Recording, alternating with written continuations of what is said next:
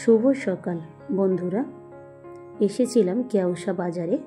একেবারেই লোকজন কিছুই নেই, অনেকটা রাত হয়ে গিয়েছে, অন্য কারণের জন্য একটু দেরিও হয়ে গিয়েছে। এসে দেখছি একেবারে মার্কেটটা ফাঁকা।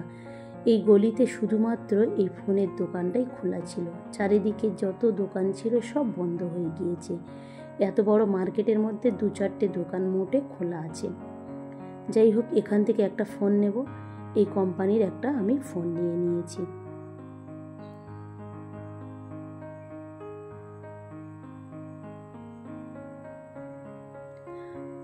ফোন কিনে নিয়ে বাড়িও এসেছি। ফোনের সঙ্গে দোকানদার এই গিফটটাও আমাকে দিয়েছে।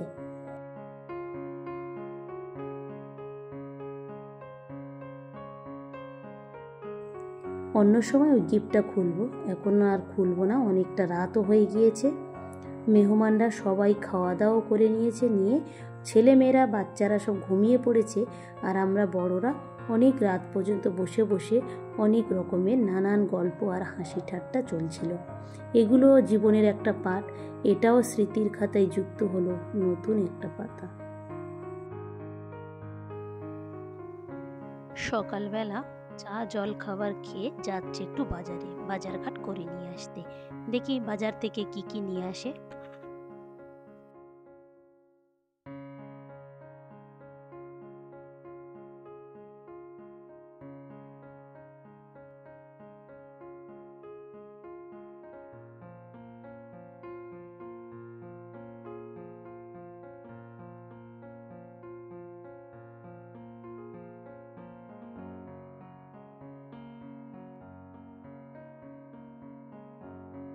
মিষ্টিগুলো একটা পাত্রে আমি ঢেলে নিচ্ছি, যেহেতু মেহমানরা একসঙ্গে অনেকটা খেতে পারবে না।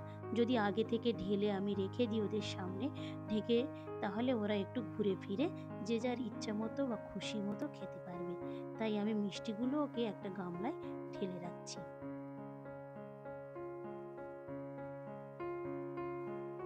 চিংড়ি মাছগুলোকেও ভালো করে বেছে নেব। আরও অনেক মাছ এনেছিল, সেই মাছগুলো আর দেখালাম না। সেই মাছগুলো আমরা পুকুরে নিয়ে গিয়ে সুন্দর করে পরিষ্কার করে নিয়ে আসবো।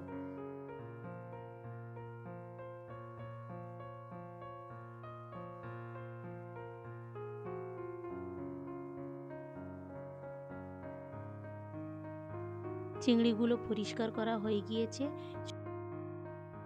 খাটা রান্না করার জন্য জলপাইগুলোকে প্রথমে ছিলে নেওয়া হচ্ছে। অনেকে হয়তো জলপাই না ছিলে খাটা করেন, কখনো ওরকম করবেন না, তাহলে কিন্তু খাটাটা ভালো লাগবে না। খাটা করার জন্য আমরা পাইনি, তাই জলপাই নিয়ে এসেছি। জলপাই দিয়ে নারকেলের দুধ দিয়ে খাটা রান্না করব। সকালবেলা এখানে আমরা সবাই এক এক করে খাওয়া দাওয়া করে নিচ্ছি। এখানে করেছিলাম সিম আলু ভাজা, কুমড়ো ভাজা আর ডিম ভাজা। এটা দিয়ে আমরা সকালে সবাই খাওয়া দাওয়া করে নিয়েছি। নারকেলের দুধও বের করা হয়ে গিয়েছে।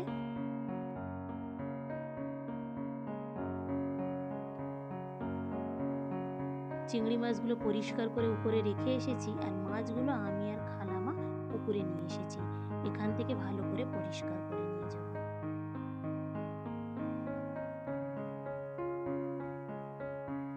বাচ্চারা সবাই বসে খেলা করছে, আর আমরা মাছগুলো কাটা বাছা করছিলাম।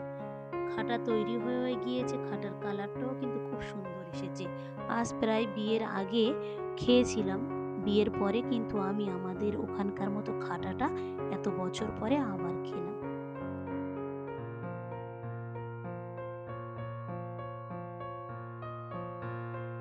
চিংড়ি মাছটা যেহেতু 1.5 কেজি ছিল, তাই একটা বড় পাত্রে করে রান্না করছি।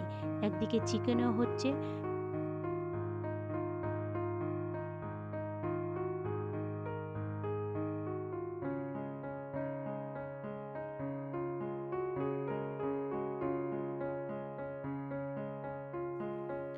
রান্না করতে করতে অনেকটাই দেরি হয়ে গিয়েছে। মেহমানরা সবাই খাওয়া দাওয়া করে নুক। সব থেকে বড় চিংড়িটা ওর প্লেটে দিতে ও খুব খুশি হয়ে গিয়েছে। জন্যও ঝামেলা করে, কিন্তু তারা প্রকৃত অর্থে সেই জিনিসগুলো খেতে পারে না। ওর প্লেটে আমি এত বড় একটা চিংড়ি দিয়েছি, ও শেষ পর্যন্ত সেটা খেতেই ও পারল না। যাই হোক, ও আর কিছুই নিল না, শুধু ওই চিংড়িটা নিয়েই বসে আছে, ওটা দিয়ে খাবে।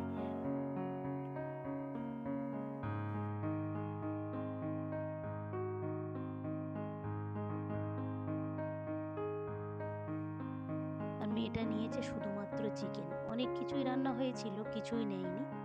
যাই হোক, যে যা পছন্দ করে সে তার পছন্দ অনুযায়ী খাওয়া দাওয়া করে নিক। আর শেষে ছিল দই মিষ্টি। যাই হোক, সবাইকে দই মিষ্টিও আমি দিয়ে দিচ্ছি। ভিডিওটা তাহলে এখানেই শেষ করছি। ভালো থাকবেন, সুস্থ থাকবেন, আর ব্লগটি কেমন লাগলো অবশ্যই জানাবেন। ভালো লাগলে একটা সাবস্ক্রাইব করে দেবেন।